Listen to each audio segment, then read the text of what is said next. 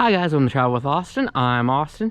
Today I am here in Newark, Ohio, and we're at the Black Hand Gorge Nature Preserve. And we're going to be taking a look at the Black Hand Tunnel and talking about some of its history, and also clearing up a common misconception about it. So, as we enter the tunnel, let me tell you about it. So this tunnel was blasted in the 1890s and was used for interurban rail until 1929.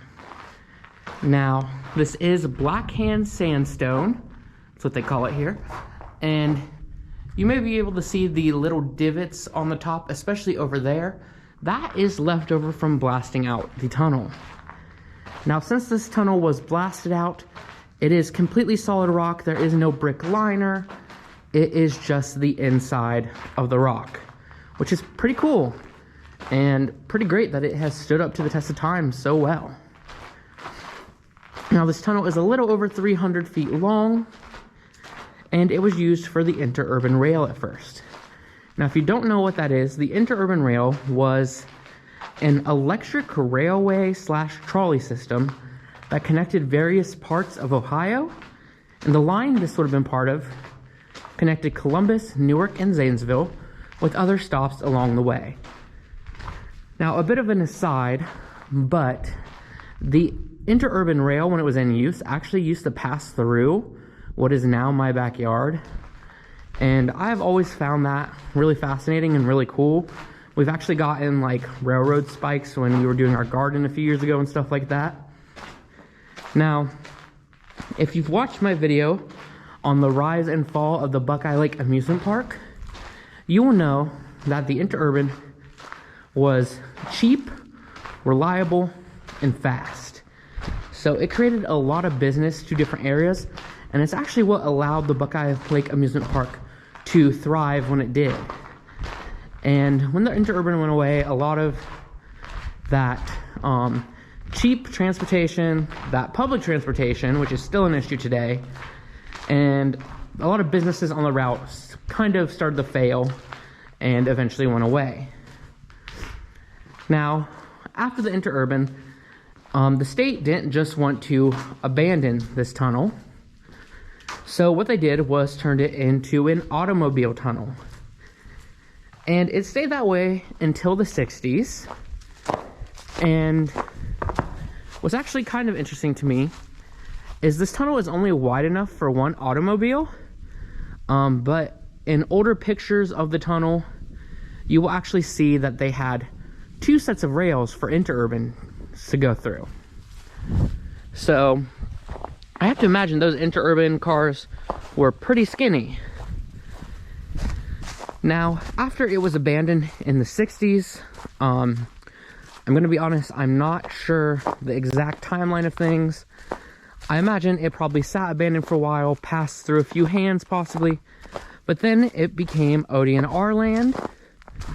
And this is where we're going to clear up a common misconception about the place. So I've seen quite a few people who think that this tunnel is on private property, and it is not. It is on ODNR property. You can actually come and visit. This trail is called the Canal Towpath Trail, and there's actually a historic canal earlier on in the trail. And they recently, within the last few years or so, put in a little placard that tells you some of the history of the Ohio Electric Railway. So you can actually see here, I'm so sorry, it is actually only one rail.